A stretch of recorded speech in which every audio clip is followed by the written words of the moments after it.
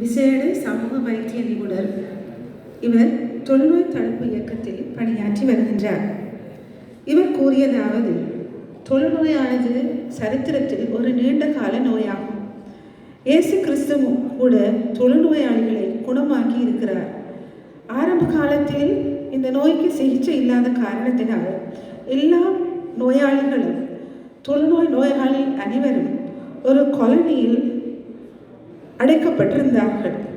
ஜீவிய காலம் முழுவதும் அவர்கள் சிறைக்கதிகள் போல் வாழ்ந்தார்கள். 1940ஆம் ஆண்டில்தான் முதல் தடவையாக ஏதோ ஒரு விதத்தில் சிகிச்சை ஒன்று ஆரம்பிக்கப்பட்டது.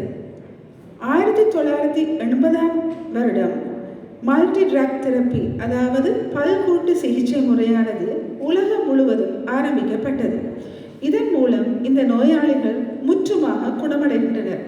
இப்பொழுது இந்த நோய்க்கு சிகிச்சை இருப்பதால் நாங்கள் உண்மையாகவே பாக்கியம் பெற்றவர்களாக இருக்கிறோம்.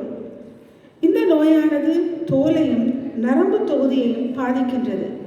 இந்த நோய் ஆரம்பத்தில் கண்டுபிடிக்கப்படாவிட்டால் நரம்பு தொகுதிகள் பாதிக்கப்படுவதனால் கைகள் புரண்டி போய் புண்கள் ஏற்பட்டு இப்படியாக பல விதத்தில் அவர்கள் பாதிக்கப்படுகின்றனர்.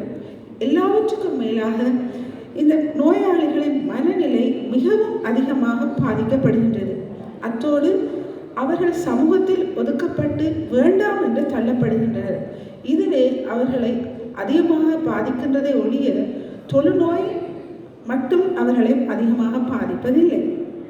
எனவே புதிய முறைகளை கையாள்வதன் மூலம் இந்த நோயை கண்டறிவதும் சிகிச்சை அளிப்பதும் மிகவும் முக்கியமாக காணப்படுகின்றது. எனவே அலையன்ஸ் டெவலப்மெண்ட் ட்ரஸ்ட் என்ற அரசு சார்பற்ற இயக்கமானது ஆக்ட் டு பிரிவென்ட் என்ற ஒரு புதிய முறையை ஆரம்பித்து சமூக ஊடகங்கள் மூலம் சமுதாயத்துக்கு ஒரு விழிப்புணர்வை கொண்டு வருகின்றது. இதன் மூலம் நாம் எல்லாரும் ஒருங்கிணைந்தால் இந்த நோயை இலங்கையிலிருந்து முற்றுமாக ஒழிக்க முடியும். நன்றி.